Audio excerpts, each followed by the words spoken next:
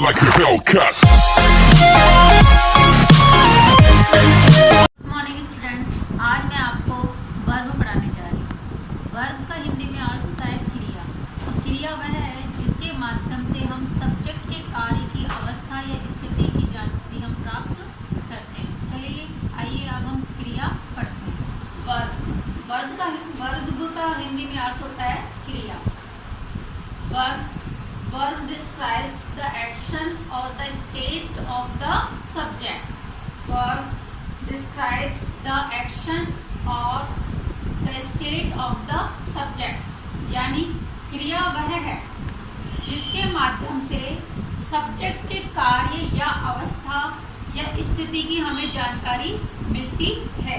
यानी क्रिया के माध्यम से हमें सब्जेक्ट के द्वारा जो कार्य किया जाता है या उसकी जो अवस्था है या उसकी जो स्थिति है उसकी जानकारी हमें वर्ब के द्वारा मिलती है। वर्ब मुख्य रूप से दो प्रकार की होती है। वर्ब दो प्रकार की होती है, इसको हम बाद में समझेंगे। फॉर एग्जाम्पल, पहले हम एग्जाम्पल के द्वारा क्रिया की परिभाषा को समझेंगे। पहला हमारा एग्जाम्पल है Ram is playing football. Ram is playing football. यहाँ राम हमारा सब्जेक्ट है और सब्जेक्ट के माध्यम से हम सब्जेक्ट के कार्य को वर्ब के माध्यम से हम यहाँ पर बता रहे हैं।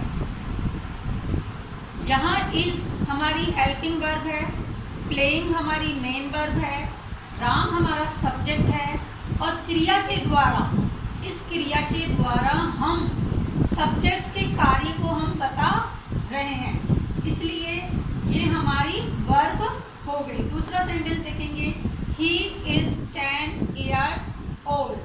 वह 10 साल का है। यहाँ हम सब्जेक्ट की अवस्था को बता रहे हैं। यहाँ हम सब्जेक्ट की अवस्था या स्थिति को बता रहे हैं, तो ये हमारी वर्ब को प्रदर्शित करता है। He was 10 years old। यहाँ हमारी अवस्था बता रहा है, was आया है। was का अर्थ हुआ था। पास्ट के लिए हम was का प्रयोग करते हैं। यहाँ इस वर्तमान के लिए हमने इसका प्रयोग किया है। इसका प्रयोग ये तो हमें यह वर्तमान स्थिति की जानकारी दे रहा है, जबकि यहाँ हमने was का प्रयोग किया है तो ये हमें पास्ट यानी भूतकाल की हमें जानकारी दे रहा है। He will be 10 years old। will be हमें भविष्य की जानकारी दे रहा है। वर्ब दो प्रकार की होती है, मेन वर्ब और हेल्पिंग वर्ब। अब मेन वर्ब क्या होती है? कई स्टूडेंट्स पूछते हैं कि मैम हमें मेन वर्ब और हेल्पिंग वर्ब में कोई अंतर ही नज़र नहीं आता, इनको कैसे यूज़ करते हैं, इनका मतलब क्या होता है और इनको कहाँ पर यूज़ करते हैं। तो सबसे पहले हम देखेंगे कि मेन वर्ब होती क्या है। मेन वर्ब यह क्रिया के सब्जेक्ट के कार्य की जानकारी हमें देता है। यह सब्जेक्ट के कार्य के बारे में हमें जानकारी देता है कि सब्जेक्ट हमारा डांस कर रहा है, खेल रहा है, कूद रहा है, क्या कर रहा है।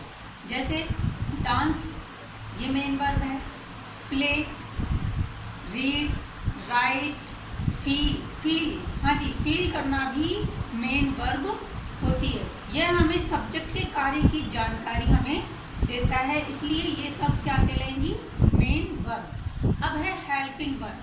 हेल्पिंग वर्ब्स क्या होती है? यह हमें अवस्था के बारे में बताती है कि सब्जेक्ट की अवस्था या स्थिति किस प्रकार की है। यानी सब्जेक्ट कौन सी अवस्था में है, कि वह वर्तमान अवस्था में है, भूतकाल अवस्था में है या फिर वह भविष्यकाल अवस्था में है। इसलिए हेल्पिंग वर्ब्स होती है is, am, are, was, were, has, have, etcetera. ये सारी हमारी हेल्पिंग वर्ब्स होती है। ये मैंने कुछ टेंस के अकॉर्डिंग हेल्पिंग वर्ब्स का विभाजन किया है। इनको आप अच्छी तरह से देख लेना और याद कर लेना। इनको याद करने के बाद में हमें ये इनका प्रयोग कहाँ कहाँ करना है ये हमें पता चल जाएगा। देखेंगे सबसे पहले प्रेजेंट हेल्पिंग वर्ब कौन कौन सी होती है? Is, am, are, have, has been, do, does, can, should, must. ये सारी हमारी प्रेजेंट की हेल्पिंग वर्ब्स है। अब आप कहेंगे कि can, could, can, should, must ये तो मैम मॉडल्स है। जी हाँ, ये मॉडल्स हैं, लेकिन ये हमारी प्रेजेंट की हेल्पिंग वर्ब्स भी है। इसी प्रकार से ये पास्ट में भी आएगी। और ये देखिए पास्ट हेल्पिंग वर्ब से पहचानेंगे जहाँ was, were, did, had been, could have, should have, must have इत्यादि वर्ब्स जो आएगी ये हमारी पास्ट की हेल्पिंग वर्ब्स होगी। अब है हमारी फ्यूचर की हेल्पिंग वर्ब्स कौन सी होगी, जहाँ विल आ जाए, विल हैव आ जाए, विल हैव टू आ जाए, तो इनको पहचान कर, इनको देखकर हम पहचान जाएंगे कि ये हमारे फ्यूचर की हेल्पिंग वर्ब्स है। अब मैं आपको कुछ उदाहरण दूंगी जिनके द्वारा वर्ब को हम और अच्छे से जान पाएंगे। फॉर एग्जाम्पल देखिए, Ram is playing guitar. Ram हमारा सब्जेक्ट है, इज़ आप पहचानिए क्या है, हमारी हेल्पिंग वर्ब है, प्लेइंग प्ले हमारी मेन वर्ब है, गिटार हमारा ऑब्जेक्ट है। यानी राम गिटार बजा रहा है। गिटार ये वाद्य यंत्र हो गया, तो वाद्य यंत्र के साथ प्ले का जब हम प्रयोग करते हैं तो इसका अर्थ हो जाता है बजाना। तो यहाँ ये हमारी मेन वर्ब हो गई। दूसरा हमने इसको पहचाना, इज़ हमने यहाँ पर प्रयोग किया है, इसलिए हमने यहाँ पे पहचान लिया ये यहाँ पर कौन सी वर्ब है, कौन सा टेंस है। I was listening to music, was के द्वारा हमने पहचाना कि यह क्रिया की किस अवस्था का हमें बोध करा रहा है। ही विल यानी ये हमारे भूतकाल की अवस्था का बोध हमें करा रहा है।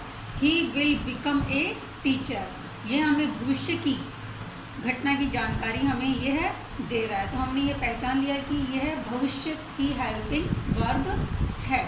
Thank you.